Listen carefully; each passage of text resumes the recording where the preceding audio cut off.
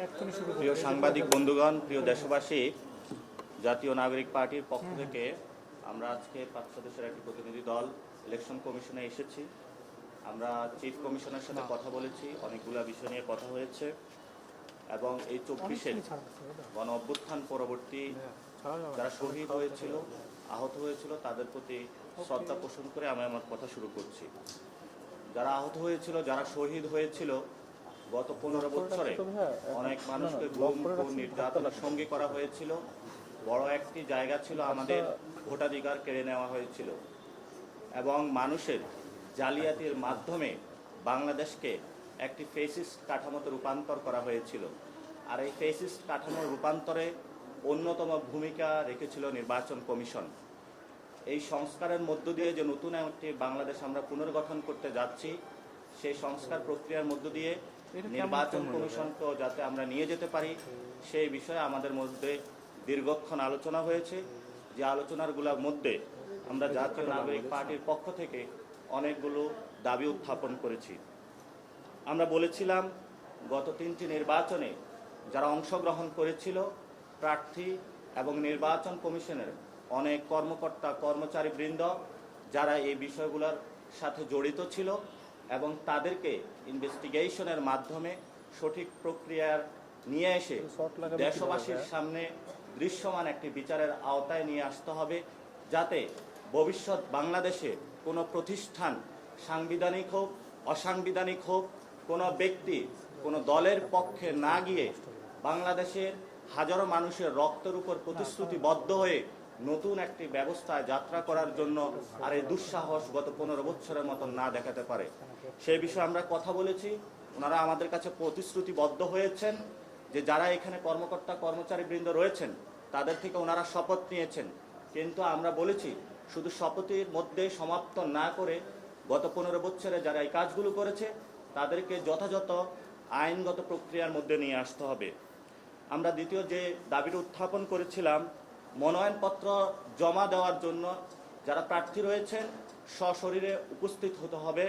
সে বিষয়ে কমিশন এই বিষয়টি বিবেচনাধীন রাখবে বলে তারা আমাদেরকে জানিয়েছেন। কারণ আমরা দেখেছিলাম যে অনেক বড় বড় ঋণ খেলাপি থেকে শুরু করে গুন্ডা মাস্তান জনগণের ভোটের মাধ্যমে দিয়ে সংসদের মধ্যে একটি দুর্বৃত্ত ব্যবস্থা চালু করেছে। ফলত আমরা আর এই ব্যবস্থা দেখতে চাই না। আমরা দেখতে চাই গ্রামের মসজিদের ইমাম, স্কুল শিক্ষক যারা কোনো ধরনের টাকার বাণিজ্যের সাথে ছিল না, যারা এই পচাগলা সমাজের সাথে রিলেটেড ছিল না, সমাজের সুন্দর মানুষগুলো যাতে পার্লামেন্টে গিয়ে জনপ্রতিনিধি হয়ে ভবিষ্যৎ বাংলাদেশ গঠন করতে পারে, সে ব্যবস্থা প্রণয়নে আমরা কোনো গুন্ডা মাস্তানকে পরিহার করে সশরীরে জমা দিয়ে নতুনভাবে একটি বাংলাদেশ অধ্যায় রচনা করার জন্য তাদের কাছে দাবি জানিয়েছি। আমাদের বর্তমান যে নির্বাচন ব্যবস্থা, সেখানে প্রিজাইডিং যারা অফিসার রয়েছে বিভিন্ন জায়গায় তাদেরকে একটি সার্বভৌম ক্ষমতার বড় একটা অধিকার দেওয়া হয়েছে। পরবর্তীতে ইলেকশন কমিশন এই বিষয়ে কোনো রেসপন্সিবিলিটি নিয়ে থাকে না যে কোথায় ইলেকশন কেমন হয়েছে। সেজন্য আমরা বলেছিলাম গ্যাজেট পূর্ববর্তী 48 ঘন্টার মধ্যেই নির্বাচন কমিশন থেকে একটি সার্টিফিকেশন দিতে হবে এই ইলেকশন বিশ্বাসযোগ্য হয়েছে কিনা, যাতে পরবর্তীতে একটি প্রাতিষ্ঠানিক আকারে ব্যক্তি আকারে নির্বাচন কমিশনকে আইনের আওতায় আনা যায়। আমরা দেখেছিলাম নির্বাচন কমিশন গত 15 বছরে কোনো সার্টিফিকেশন দেয় নাই, বরং বিভিন্ন দলীয় অফিস থেকে সার্টিফিকেশনগুলো এসেছে। এই জন্য আমরা সাংবিধানিক প্রতিষ্ঠানকে সাংবিধানিক আকারে রাখতে চাই, দেশের মানুষের কাছে জবাবদিহিতার জায়গায় নিয়ে আসতে চাই। সেই জায়গা থেকে আমরা 48 ঘন্টার গ্যাজেটের পূর্ব সময়ের মধ্যেই বিশ্বাসযোগ্য নির্বাচন হয়েছে কিনা নির্বাচন কমিশন থেকে সার্টিফিকেশনের কথা বলেছি। আমরা বলেছিলাম যারা মামলার যাতে দ্রুত নিষ্পত্তি হয় সে দাবিটি আমরা জানিয়েছিলাম। কারণ আমরা দেখেছিলাম গত 15 বছরে অনেক প্রার্থী রয়েছেন যারা বিভিন্ন জায়গায় ঋণ খেলাপি হয়েও এবং তাদের যে হলফনামা নির্বাচন কমিশনে জমা দিয়ে থাকেন সে বিষয়ে তারা অনেক ছল ছাতুরির আশ্রয় নিয়ে থাকেন। সে বিষয়ে আমরা তাদের কাছে দাবি জানিয়েছিলাম যাতে নির্বাচনের 3 মাস পূর্বেই যারা হলফনামা বিশ্বাসযোগ্য কিনা এই বিষয়গুলা বিভিন্ন ইনভেস্টিগেশনের মাধ্যমে করে দ্রুত এটি মামলার মাধ্যমে এবং দ্রুত তাদের যে কাগজপত্র রয়েছে সেগুলো চেকের মাধ্যমে দ্রুত নিষ্পত্তি করা হয়, সেই বিষয়টা বিবেচনাধীন করার জন্য আমরা তাদের কাছে জানিয়েছি। তারা বিষয়টি বলেছিলেন যে এই বিষয়ে তারা সম্মত হয়েছেন এবং তারা এটা ভবিষ্যতে কাজ করবেন বলে জানিয়েছেন। আমরা সেখানে বলেছিলাম যে বর্তমান যে নির্বাচনী ব্যবস্থা রয়েছে সেই নির্বাচনী ব্যবস্থায় আচরণবিধি এবং নির্বাচনী ব্যয়ের যে নীতিমালা রয়েছে সেই বিষয়ে পরিবর্তনের কথা আমরা জানিয়েছি। কমিশন এই বিষয়ে তারা সম্মত হয়েছেন যে আচরণবিধিতে তারা পরিবর্তন করবেন এবং নির্বাচনী যে ব্যয় রয়েছেন সেই বিধিমালাতেও তারা পরিবর্তন করবেন। এই বিধিমালার ক্ষেত্রে তারা দ্রুত উদ্যোগ নেবেন এবং আমরা তাদেরকে এটা আশ্বস্ত করেছি যে নতুন বাংলাদেশে পুরাতন যে সিস্টেমের যে আচরণবিধি রয়েছে, মানুষের উপর মার ধর এবং মানুষকে বিভিন্ন বাধাগ্রস্ত সৃষ্টির মাধ্যমে ভোট লুপাট এবং নির্বাচনের পূর্বেই বিভিন্ন টাকা অস্ত্রের জনজানানি পাওয়ার মাসলের শক্তি যে প্রদর্শন বাংলাদেশে চলে আসছে, দক্ষিণ এশিয়াতে বাংলাদেশেও ওই জায়গা থেকে র্যাঙ্কিংয়ের সর্বোচ্চ উপরের জায়গায় অবস্থান করছে। এই নির্বাচন বিধিমেলা এবং আচরণের জায়গা থেকে মানুষকে কষ্ট দেওয়ার উপরে, সে জায়গা থেকে আমরা তাদেরকে বলেছিলাম যে ভবিষ্যৎ বাংলাদেশে আমরা এই ধরনের পুরাতন সিস্টেমের আচরণবিধি, পুরাতন সিস্টেমের যে নির্বাচনী ব্যয়ের যে সিস্টেমটা রয়েছে, যে প্রত্যেক ব্যক্তি প্রার্থী যারা রয়েছেন, দল যারা রয়েছেন আনলিমিটেড ভাবে ব্যয় করে থাকে এবং বাংলাদেশে যে ভোটারদেরকে ক্রয়ের মাধ্যমে যে মানুষের ভোটাধিকার যে কেড়ে নেওয়ার যে সিস্টেম সেদিকে বের হয়ে আসার জন্য তারা এই বিষয়ে বিবেচনাধীন এবং তারা কাজ শুরু করেছেন এবং তারা সুন্দর একটি বাংলাদেশের মানুষের কাছে গণ অভ্যুত্থান পরবর্তী ইলেকশন উপহার দেওয়ার জন্য বিষয়ে সম্মত হয়েছেন। আমরা বলেছিলাম যারা ঋণ খেলাপি রয়েছেন তাদেরকে যাতে নির্বাচনী প্রক্রিয়ার মধ্যে না আসতে দেওয়া হয় এবং এই বিষয়ে পূর্ববর্তী সিদ্ধান্ত 3 মাস পূর্বে যাতে সিদ্ধান্ত নেওয়া হয় সে বিষয়ে আমরা তাদের কাছে দাবি জানিয়েছিলাম। সে বিষয়ে তারা সম্মত হয়েছেন এবং তারা এই বিষয়টি বিবেচনাধীন রেখেছেন। কমিশনে যখন মিটিং হবে সেখানে তারা উত্থাপন করবে, সর্বসম্মতিক্রমে তারা এই বিষয়ে সিদ্ধান্ত নেবেন।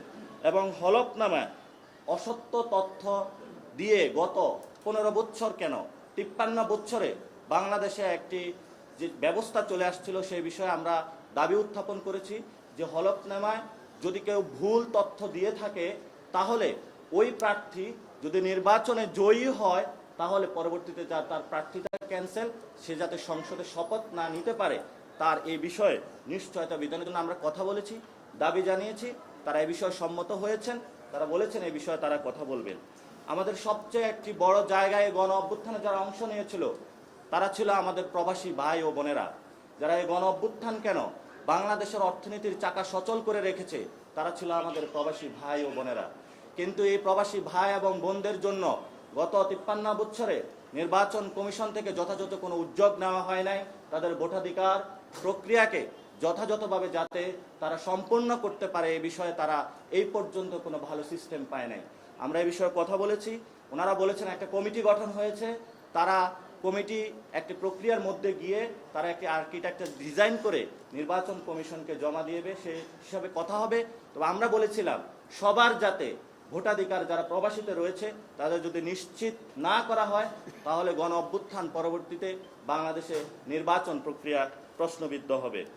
আমরা তাদের কাছে, আপনারা জানেন যে আমরা জাতীয় নাগরিক পার্টি একটি নবীনতম দল, বাংলাদেশের অল্প কয়েকদিন হলো আমরা নাগরিক পার্টি গঠন করেছি এবং গত 15 বছরে অনেকগুলো রাজনৈতিক দল যারা নির্বাচন কমিশনে পেপার জমা দিয়ে রেজিস্ট্রেশন পায়নি এবং সেই ক্ষেত্রে মানুষের যে রাজনীতির যে অধিকার গত 15 বছরে এই ফেসিস্ট খুনি হাসিনা কেড়ে নিয়েছিল। এই সময় একটি সুবর্ণ সুযোগ এসেছে বাংলাদেশের সামনে, স্বাধীন বাংলাদেশ নতুনভাবে মুভিং হচ্ছে। সেই জায়গাতে আমরা নবীনতম দল হিসাবে অন্যান্য দলগুলোকে একসাথে নিয়ে সময় একটু সুযোগ করে দেওয়ার জন্য নির্বাচন প্রক্রিয়ার মধ্য দিয়ে অংশগ্রহণ করার জন্য আমরা একটি সময় চেয়েছিলাম। আপনারা জানেন গত 17 তারিখে আমরা 3 মাস চেয়ে একটি চিঠি দিয়েছিলাম। আজকে কমিশনের কাছে এই বিষয়ে আমরা কনফার্মেশন চেয়েছি যে আপনারা কি আমাদের চিঠি পেয়েছেন কিনা সেখানে, এবং তারা এই বিষয় নিয়ে কথা বলেছেন কিনা। তারা কথা হয়েছে, আমরা সময় চেয়েছি, এই বিষয়ে তারা বিবেচনাধীন রেখেছেন বলে আমাদেরকে জানিয়েছেন। তারা আমাদেরকে এই বিষয়ে জানাবেন পরবর্তীতে চিঠি দিয়ে এবং গণবিজ্ঞপ্তি প্রকাশের মধ্য দিয়ে। এবং আপনারা জানেন যে রাজনৈতিক দলের যে গত 53 বছরে আমাদের যে সংস্কৃতিটা রয়েছে এই সংস্কৃতির মধ্য দিয়ে একটি সুষ্ঠু প্রক্রিয়া নির্বাচন অসম্ভব হয়ে পড়েছে। রাজনৈতিক দলগুলোর ইন্টারনাল ডেমোক্রেসি নাই। রাজনৈতিক দলগুলা বিভিন্ন ঋণ খেলাপিকে আসন দিয়ে থাকে, ভালো মানুষকে প্রার্থিতা কখনো তারা দেয় না। অলিগার্ক যারা আছে তাদের প্রার্থিতার মধ্য দিয়ে একটি বাংলাদেশে খারাপ কালচারের দিক মধ্য দিয়ে বাংলাদেশের নির্বাচন ব্যবস্থাকে ঠেলে দিয়েছে। এ বিষয়ে আমরা তাদেরকে বলেছি যে দলগুলো যাতে একটি আচরণবিধির আওতায় নিয়ে আসতে পারে, যাতে তাদের ইন্টারনাল ডেমোক্রেসি ঠিক থাকে এবং তাদের মধ্যে যে আগের পুরনো বন্দোবস্তের যে সংস্কৃতি তারা থেকে বেরিয়ে আসে নতুন একটি সংস্কৃতির দিকে যাত্রা শুরু করতে পারে, সেই বিষয়ে আমরা তাদের কাছে দাবি জানিয়েছি। তারা এই বিষয়ে বিবেচনাধীন রাখবেন বলে জানিয়েছেন। এবং আমরা দেখেছিলাম গত 15 বছরে নামে বেনামে অসংখ্য দলকে রেজিস্ট্রেশন দেওয়া হয়েছে, বিভিন্ন পকেট খুলেছে নামে বেনামে, এবং বিভিন্ন দলের মধ্যে বিভক্তি সৃষ্টি করার জন্য অনেকগুলো দলের সংযোগ রেখে একই নামে বিভিন্ন দলকে রেজিস্ট্রেশন দেওয়া হয়েছে। এবং বাংলাদেশে যে দলগুলো বর্তমানে রয়েছে সেখানে অনেক দলের জাস্ট তাদের অফিসও নাই অনেক দলের, কিন্তু তারা নির্বাচনী প্রক্রিয়া অংশগ্রহণ করতে চাচ্ছে। আমরা সেখানে বলেছিলাম যে স্বাধীন বাংলাদেশ নতুনভাবে যাত্রা শুরু হয়েছে, যাতে দলগুলো 5 বছর পর পর যে নবায়নের যে সিস্টেম নতুন করে করতে হয়, ইলেকশন সামনে যে প্রক্রিয়াটা শুরু হবে আগামী ইলেকশনে, যাতে প্রত্যেকটা দল নবায়নের মধ্য দিয়ে সকল শর্ত পূরণ করে যেতে হয়, সে বিষয়ে আমরা দাবি জানিয়েছি। তারা এই বিষয়ে সম্মত হয়েছেন এবং তারা কথা বলবেন। এবং আপনারা জানেন যে বদিউল আলম স্যারের নেতৃত্বে যে ইলেকশন নিয়ে একটি সংস্কার কমিশন গঠন হয়েছে, এবং আমরা তাদেরকে জানিয়েছিলাম যে সংস্কারের প্রত্যেকটি রিপোর্টের পাতা বাই পাতা, ওয়ার্ড বাই ওয়ার্ড এর প্রয়োগের মধ্য দিয়েই আগামীতে একটি ইলেকশনে যেতে হবে। পুরাতন যে সিস্টেম রয়েছে ধরমারি প্যারেক মারের যে একটা সিস্টেম, যে যখন ইচ্ছা তখন 5-6 মাস সময় নিয়ে দ্রুত একটা ইলেকশন আয়োজন করে দেওয়া, একটি সাংবিধানিক প্রতিষ্ঠানকে নষ্ট করা, এই সুযোগ ছাত্র জনতা এবার আর দিবে না। এজন্য আমরা তাদেরকে বলেছিলাম যে নতুন বাংলাদেশে আপনাদেরকে একটি সুন্দর প্রক্রিয়ার মধ্যে দিয়ে যেতে হবে। প্রত্যেকটি ওয়ার্ড বাই ওয়ার্ড, প্রত্যেকটি লাইন সংস্কারে যে এসেছে বদিউল আলম স্যারের নেতৃত্বে সংস্কার কমিশনের, আপনাদেরকে সেগুলো নিয়ম নীতির মধ্য দিয়ে প্রায়োগিক আকারে নিয়ে এসে বাংলাদেশকে সেদিকে যাত্রা সূচিত করতে হবে। এবং তারা এই বিষয়ে কথা বলেছেন, তারা সেখানে যোগাযোগ রেখেছেন, তারা আমাদেরকে আশ্বস্ত করেছে যে বিষয়ে তারা কথা বলবেন, বিবেচনাধীন রেখেছেন, এবং তারা সময় স্বল্পতারও কথা বলিয়েছেন। কিন্তু আমরা বলেছি এইগুলা যদি বাস্তবায়ন না হয় তাহলে নতুন বাংলাদেশ নির্বাচনে যাওয়া অনেক ডিফিকাল্ট হয়ে যাবে, মানুষের ভোটাধিকার প্রয়োগ করা। কারণ 15 বছরের যে সিস্টেম, তাহলে একই সিস্টেমের দিকে যাত্রা শুরু হবে। আমরা ওই সিস্টেমে আর যেতে চাই না। আমরা জনগণের যে দাবি, মানুষের ভোটাধিকার ফিরিয়ে দিতে চাই। এই সব বিষয়ে আমাদের সাথে কথা হয়েছে, এবং আপনাদের আশা করি আপনারা অনেকক্ষণ আমাদের জন্য ওয়েট করছেন। আপনাদেরকে অনেক ধন্যবাদ।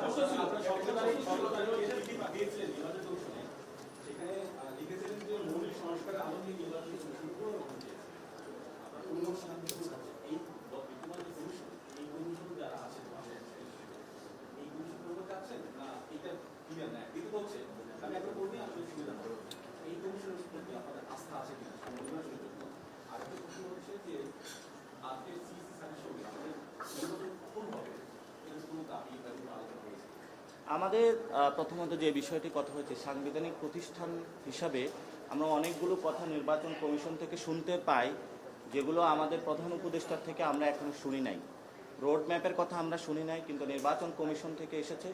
এই জন্য আমরা বলবো কোনো জায়গায় কথা বলার জন্য নির্বাচন কমিশন নিজেদের জায়গা থেকে সতর্ক থাকবেন। এবং প্রধান উপদেষ্টা যে কথা বলেছেন যে একটি ডিসেম্বর থেকে জুনের মধ্যে যে নির্বাচন, সেই বিষয়ে তারা কাজ শুরু করার জন্য করতে পারে। কিন্তু রোড ম্যাপ বা সরকার থেকে কোনো দিক নির্দেশনা আসার আগেই যখন তারা নিজেদের থেকে কোনো কথা বলে থাকেন, সেটা নিয়ে আমরা একটু সন্দেহ পোষণ করি। এবং আমরা বরাবরই বলেছিলাম যে 2022-এর যে নিয়ম নীতি রয়েছে, এটা তো সেখানে বিএনপিও বিরোধিতা করেছিল এবং সবগুলো দলের বিরোধিতা করেছিল। এটা ফ্যাসিস্ট সরকার সেই নিয়মগুলো বানিয়েছিল। সেই নিয়মের অধীনে যাতে এই ইলেকশনটা না হয়ে একটা সংস্কার প্রক্রিয়ার মধ্য দিয়ে একটা নতুন বাংলাদেশে নির্বাচন হয়, সেই বিষয়ে আমরা তাদেরকে কথা বলেছি। এবং গত 17 তারিখে যে আমরা চিঠিটা দিয়েছিলাম, আমরা বারবার সেটাতে ফোকাস করেছিলাম যাতে সংস্কারের বিষয়গুলোকে ফোকাস করা হয়েছে এবং সংস্কারের মধ্য দিয়ে একটা নতুন নির্বাচন আসে। সেই বিষয়ে আমরা তাদেরকে যাতে নির্বাচন কমিশন সেদিকে ধাবিত হয়, সে বিষয়ে তাদেরকে কাজ যাতে নেয় বাংলাদেশের জনদাবির মুখে, সে বিষয়ে তাদেরকে আমরা দাবি জানিয়েছি। আচ্ছা, আমার এখানে একটা বিষয় ভোটের সময়কাল নিয়ে আজকে স্পেসিফিকভাবে ভোটের সময়কাল নিয়ে ইলেকশন কমিশন আপনাদের কোনো ধারণা দিয়েছে কিনা বা আপনার কোনো সময় নেওয়ার জন্য বলছেন? আমরা আমরা আমরা স্পেসিফিক ভাই বক্তব্যটা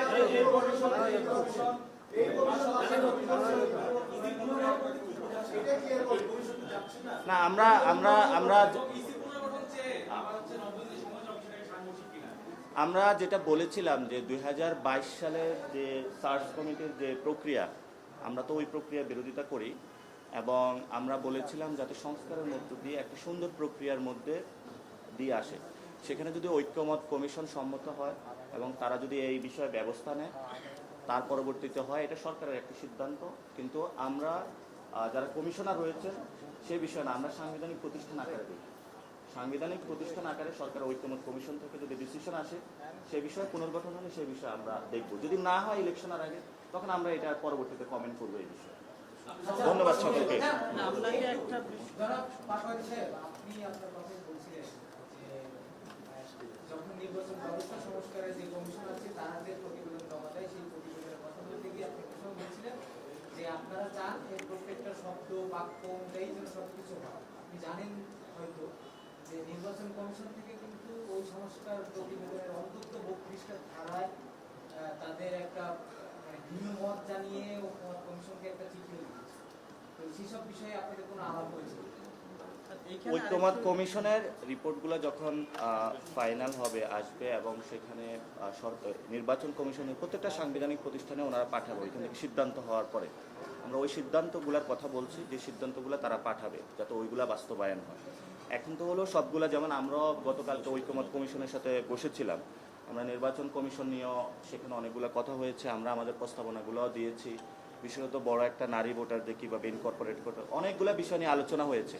তো ফাইনাল হওয়ার পরে যাতে এটা বাস্তবায়ন হয় সে বিষয়ে আমরা ফোকাস করতেছি। আচ্ছা, আমার একটা প্রশ্ন ভাই এখানে একটু অ্যাড করে বলি, সাথে একটু আপনারা একসাথে কয়েকটা একটু কোশ্চেন বলি যে প্রধান নির্বাচন এই বর্তমান যে কমিশনার আছে সেই কমিশনের প্রতি আস্থা আছে না প্রধান উপদেষ্টার প্রতি আস্থা আছে? প্রধান উপদেষ্টা মহোদয় বলেছেন যে ডিসেম্বর থেকে জুনের মধ্যে নির্বাচন, যে যৌক্তিক সংস্কারগুলো করে যদি সেই প্রধান উপদেষ্টার কথার মধ্যেই যদি কমিশন তফসিল ঘোষণা করে সেই ক্ষেত্রে আমাদের পদক্ষেপ কী হবে? ধন্যবাদ। হ্যাঁ, প্রথমত হলো আমরা তো চাই যে গত 15 বছরে যে মানুষগুলো আহত গুম খুন হয়েছিল তারা একটা সুন্দর একটি ডেমোক্রেটিক প্রক্রিয়ার মধ্যে যেতে চায়। ডেমোক্রেটিক প্রক্রিয়ার মধ্যে দিয়ে যাওয়ার জন্য ইলেকশন রিফর্ম, যেটা ইলেকটোরাল বডিগুলো, সেগুলো তো অতীব জরুরি। এবং এই যে বর্তমানে যে প্রক্রিয়াটা আছে এই প্রক্রিয়াটা আমরা মনে করি সংস্কার কমিশনের, ঐক্যমত কমিশনের যে রিপোর্টটা আসবে সেটা আসার পরে সিদ্ধান্তগুলো হওয়ার পরে ওইটা অনুযায়ী যদি নির্বাচন কমিশন পরিচালিত হয় আমরা আশা করি বাংলাদেশে একটি সুন্দর ইলেকশন হবে। তবে বর্তমান ব্যবস্থা যে অবস্থায় রয়েছে এই অবস্থা অনেকগুলো বিষয় সংস্কার জরুরি এবং এই সংস্কারগুলো প্রক্রিয়াগুলো ওনাদের সাথেও কথা হয়েছে, ওনারা অনেক বিষয় সম্মত হয়েছে। যেগুলো বিধি আকারে আছে ওনারা করে ফেলতে পারবেন, যেগুলো হলো আইন আকারে আসবে সেটা ঐক্যমত কমিশনের মধ্য দিয়ে আসতে হবে। আসলে ইনশাল্লাহ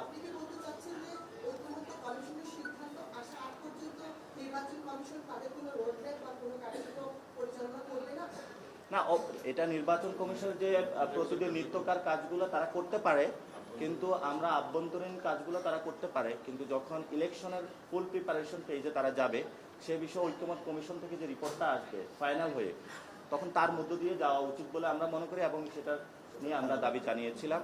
এবং জনগণও এই বিষয়ে হলো অ্যাওয়্যার আছে যে যাতে নতুনভাবে বাংলাদেশে একটি সুন্দর যাত্রা আমরা শুরু করতে পারি। এবং সিএসি এই বিষয়ে একমত হয়েছেন। যদি ঐক্যমত কমিশনের ওই বিষয়গুলোর সাথে ওনারা থাকে, ঐক্যমত পোষণ করে, যদি ওনারা না পোষণ করে তাহলে তো ওই ধরনের রাস্তা আমরা পোষণ করতে পারবো না।